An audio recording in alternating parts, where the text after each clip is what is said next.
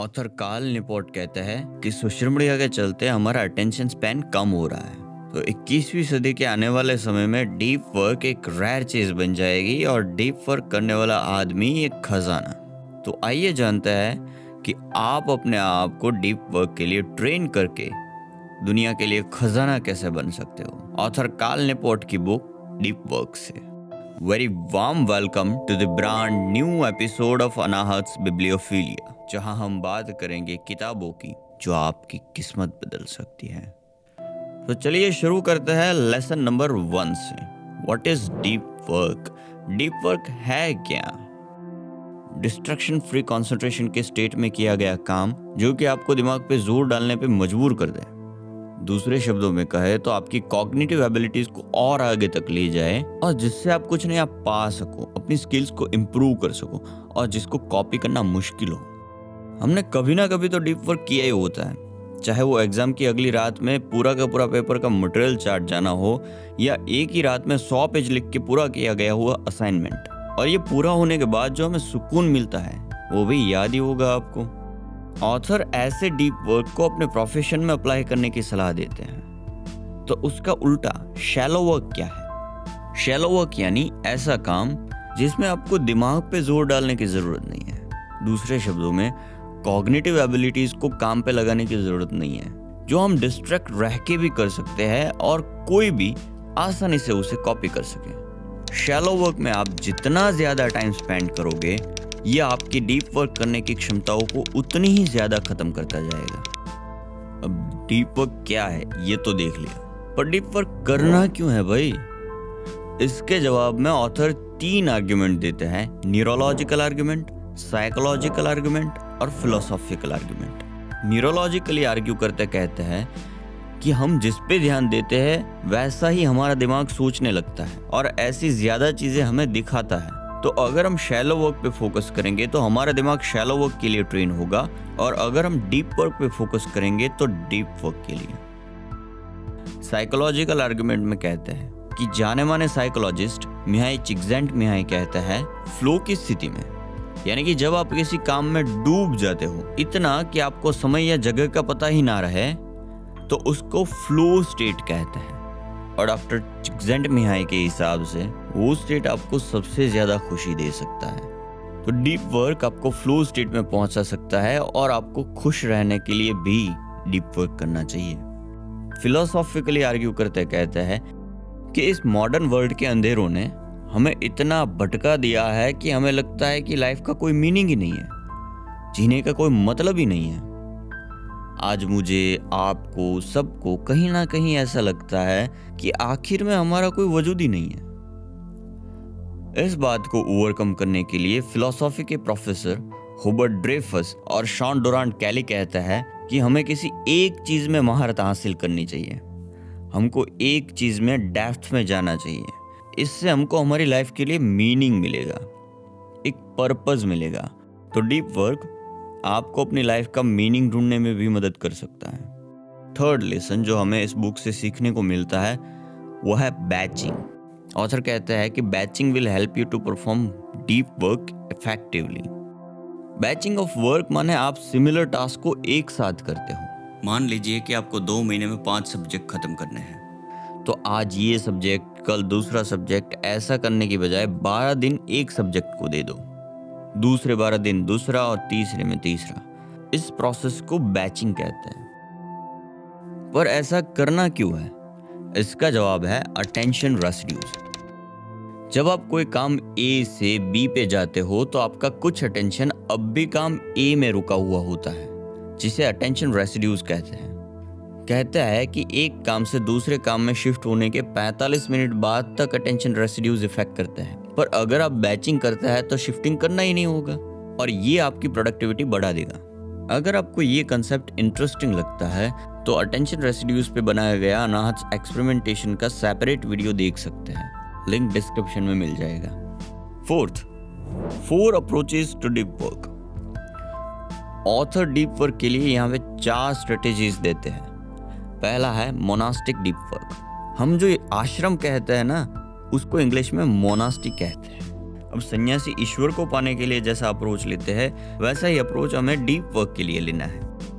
आपको अपने आप को सभी डिस्ट्रैक्शन से आइसोलेट कर लेना है, चाहे उसके लिए आपको किसी ऐसी जगह क्यों ना जाना पड़े जहाँ पे आप तक कोई पहुँच ही ना पाए। दुनिया से खुद को डिस्कनेक्ट कर लेना है, या फिर कुछ बातों को हमेशा के लिए छोड़ देना है। जैसे कि डोनाल्ड नथ नाम के कंप्यूटर साइंटिस्ट आज भी ईमेल या कोई भी सोशल मीडिया का यूज़ नहीं करते।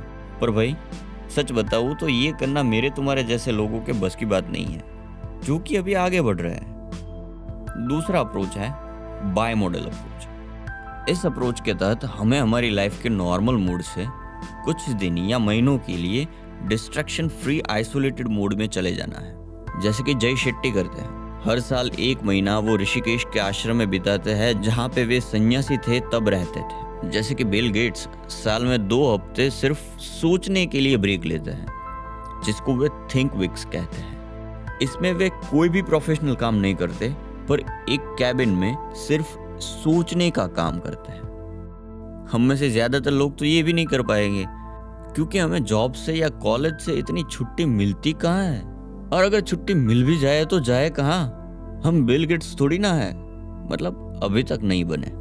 तो हमारे लिए तीसरा और चौथा अप्रोच काम का है। तीसरा है रिदमिक अप्रोच, मेरा फेवरेट अप्रोच। हर रोज कुछ घंटे यानी कि एक specific time block deep work को अलॉट कर दो, जैसे कि सुबह 5 से 7 या फिर रात को 9 से 12। और इसमें आप हैबिट ट्रैकर, जिसको ऑथर यहाँ पे चेन मेथड कहते हैं, उसका इस्तेमाल भी कर सकते हो, जिसका डिस्कशन हमने हमारे एटॉमिक हैबिट के समरी वाले एपिसोड में भी किया था। ज्यादा जानने के लिए आप अनाहत्स बिब्लियोफिलिया का दूसरा एपिसोड देख सकते हो।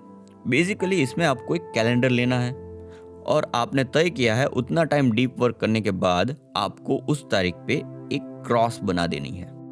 ऐसे हर रोज काम करने से क्रॉस की एक चेन बनती जाएगी, जो कि आपको हर रोज डीप वर्क करने के लिए मोटिवेट करती रहेगी। चौथा है जर्नलिस्टिक अप्रोच। पत्रकार कोई ऐसा टाइम ब्लॉक नहीं कर सकते जहां पे वो सिर्फ डीप वर्क कर सके, क्योंकि उसका काम ही ऐसा है। तो वे जब भी टाइम मिलता है तब काम करते हैं। तो पत्रकारों की तरह आप भी कोई एक टाइम ब्लॉक अलॉट नहीं कर सकते, तो कोई बात नहीं, जब भी आपको टाइम मिले अपने आप को डिस्ट्रैक्शन से दूर करके डीप वर्क करो। पर याद रहे, इस अप्रोच में डिसिप्लिन की ज्यादा जरूरत होती है। हमें फ्री टाइम मिलते ही दिमाग 1000 ऐसे काम दिखाएगा जिसमें हमको ज्यादा मजा आएगा और जो हमको ज्यादा जरूरी लगेंगे। पर आपको दिमाग को सिर्फ डीप वर्क के लिए ट्रेन करना है। अगर आपको इस एपिसोड से, चैनल से वैल्यू मिलती है तो अपने दोस्तों के साथ शेयर जरूर करें, और हमें सब्सक्राइब करके बेल आइकन दबा दीजिए, ताकि ऐसी इंफॉर्मेटिव वीडियोस आप मिस ना करो। Fifth, act on lead measures. 2 तरह के टास्क होते हैं। एक लैग मेजर्स यानी बड़े काम, जैसे कि एग्जाम में 95% लाना, या फिर अपने बिजनेस का रेवेन्यू 100 करोड़ पर एनम करना, या फिर अपनी इनकम को बढ़ा के 2 लाख प्रति महीना करना। जबकि लीड मेजर्स यानी वो छोटे छोटे काम जो हम लैग मेजर्स तक पहुंचने के लिए करते हैं, जैसे कि मैं हर रोज 3 घंटा पढ़ूंगा, या जॉब के अलावा मैं 4 घंटे काम करूंगा, या फिर हर रोज मैं 10 पोटेंशियल कस्टमर्स से मिलूंगा। तो ऑथर कहते हैं कि लीड मेजर्स पे फोकस करो। अगर लैग मेजर्स को देखोगे तो आपको आपका टारगेट बहुत बड़ा और इम्पॉसिबल दिखेगा। इस सूरत में आप डीप वर्क नहीं कर पाओगे। पर लीड मेजर्स आपको अचीवेबल लगेगा तो उसके लिए डीप वर्क करना आसान होगा। और अगर आप इस एपिसोड में यहाँ तक पहुँच गए हैं तो बधाई हो, मैं आपको एश्योर करना चाहूँगा कि आप भी डीप वर्क कर सकते हैं। रील्स और शॉर्ट्स की वजह से हमारा अटेंशन स्पान कम हो रहा है। ऐसे में ऐसा वीडियो जो हमारी लाइफ को इम्प्रूव कर सकता है, उसको 10 मिनट देखने वाले आप जैसे भी बहुत कम होते हैं। तो अगर आप भी उनमें से एक हैं तो कमेंट में #ICANDODW लिख के अपनी यूनिकनेस और एबिलिटी को जाहिर कीजिए।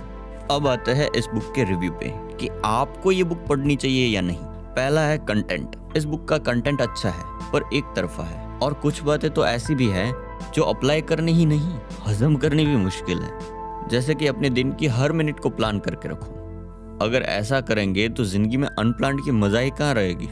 तो कंटेंट के मामले में हम इसे देते हैं 3 आउट ऑफ 5 स्टार।